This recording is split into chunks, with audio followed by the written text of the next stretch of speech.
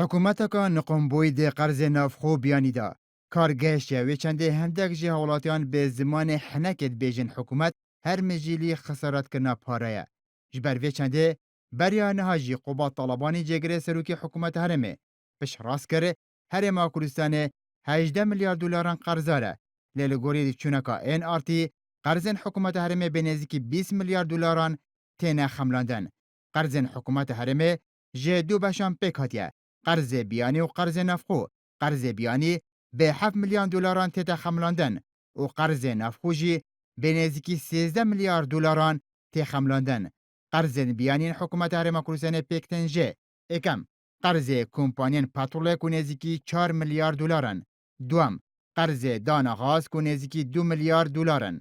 سوم قرض حکومت ترکیه 1 میلیارد دلارن کو حکومت هرمه هیانها دو جاران قرض جه ترکیه ورگرتینه و هر جار جی 500 میلیون دلار ورگرتینه.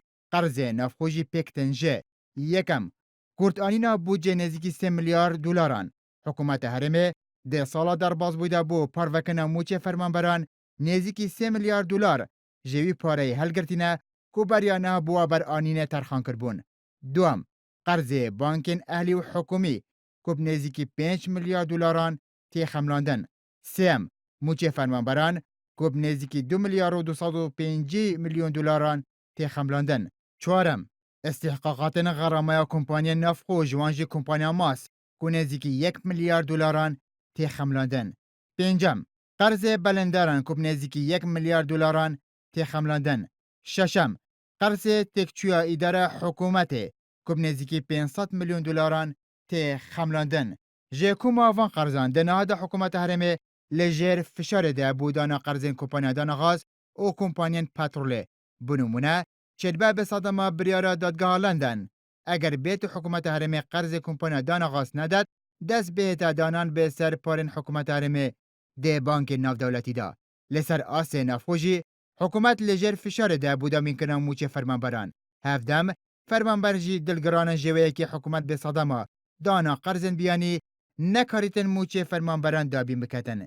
جبلی وی که جی دلگرانی جوه چنده حکومت بو کم کنا فشاران بهای پیتوین سرکین حولاتیان جوانجی بنزین، پترول، غاز و آب و الکتریک زیده بکتن. جالیه که دنوه دانا قرضن بیانی جی هرچنده زورتر پاش کون دیزتر کلکه بنو و رجا قرضان دیزیده بیتن. بشک جه شارزین بیاوین آبوری جمان وهایا حکومت هرمه بودانا قرضنو و در باسکرن جه وی قناغانها وید چند هنگاوا پاویجدن جوانجی. اکم لیروی دیپلماسی هول بهت دان هیا ما دانا قرضن بیانی بهت درش کرن. دوم هل لیروی دیپلماسی و به همان آوه ولات یونان هول بهن دان ولاتن بیانی و کمپانی ناف دولتی لی پشکین خوا ین قرضان خوش ببن. هر ول بروی چنده بریا چند روزان جگره سکرتیر گیشن توین هفگرتی درباره روشا مترسیدار آبوری هرمه هوشداری دا اگر بیتو جواکا ناف دولتی دیزیترین دم دا آلی کاری هرمه نکتن اوه آبوری هرمه با آوه که مترسیدار دی راستی حرفی نبیتن. سیم حکومت هرمه لیدانا قرضان دا اولویت بدتا قرضین کمپانین پتروله هیاکو او کمپانین پتروله بردوام دی کار کرنه دابن. بشتی ویکه جی اولویت بیتا به دانا قرضین بلندران و دانا قرض غرامین کمپانی نفخو. چهارم فروتونا بشک جه وزارت حکومت هرمه به کمپانین کرت تایبت جوانجی وزارت الکتریک و شار دری و گشت و گذار دیوی به ویدا شرک و جودت سروک لجنه پیشازازی و انرژی لی پارلمان کروسن جمعی وهای فروتونا وزارتان به کرت تایبت گنجاترین گاو دوی قناغه دا. بنمونه بهای خملاندی وزارت الکتریک لأگر فروتن دا به 20 میلیارد دلاران تی خملاندن.